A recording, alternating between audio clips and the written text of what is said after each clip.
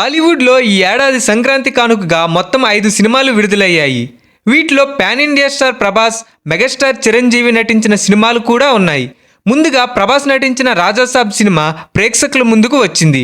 జనవరి 9న pan India లెవెల్లో విడుదలైన ఈ మూవీకి తొలి రోజు మంచి వసూళ్లే వచ్చాయి.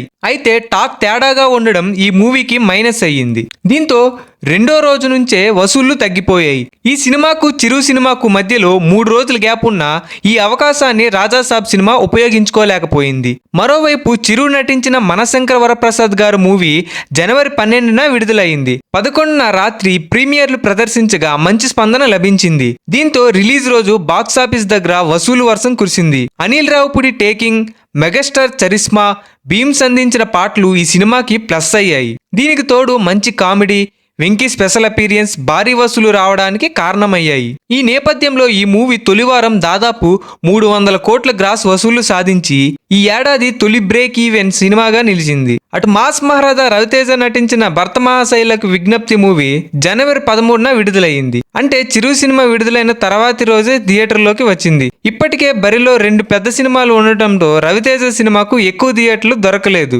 పైగా ఈ మూవీకి యావరేజ్ టాక్ రావడం కూడా మైనస్ గా మారింది. దీంతో పండగ బరిలో అంతంత మాత్రంగానే వసూళ్లు రాబట్టింది.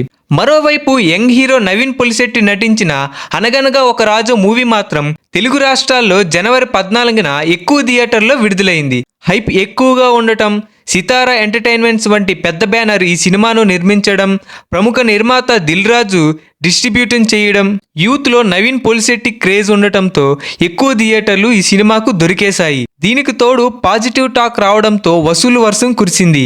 5 రోజుల్లోనే 100 కోట్ల గ్రాస్ వసూళ్లు రాబట్టి ట్రేడ్ వర్గాలను ఆశ్చర్యానికి గురిచేసింది. అంతేకాకుండా ఈ ఏడాది బ్రేక్ ఈవెన్ సాధించిన రెండో సినిమాగా నిలిచింది. ఇక పండగ బరిలో ఆఖరి సినిమాగా సర్వానంద్ నటించిన నారీ నారీ నడుము మురారి జనవరి 14న సాయంత్రం విడుదలైంది. పోటీ ఎక్కువగా ఉండటం, హైప్ లేకపోవడం, చాలా తక్కువ థియేటర్లో విడుదలైన ఈ సినిమాకు అనూహ్యంగా పాజిటివ్ టాక్ రావడంతో రెండో రోజు నుంచే క్రమంగా థియేటర్ల సంఖ్య పెరిగింది. కామెడీ వర్కౌట్ అయిపోవడంతో 4 రోజుల్లోనే ఈ సినిమా కూడా బ్రేక్ ఈవెన్ మార్క్ అందుకుంది. మొత్తంగా చూసుకుంటే 5 సినిమాల్లో 3 బ్లాక్ బస్టర్ హిట్లు, ఒక యావరేజ్ మూవీ ఉండగా చిరు సినిమా, నవీన్ పొలిశెట్టి సినిమా, సర్వానంద్ మూవీ సంక్రాంతి విన్నర్లుగా నిలిచాయి. రవితేజ మూవీ జస్ట్ పాస్ మార్కులు తెచ్చుకొని యావరేజ్గా నిలిచింది.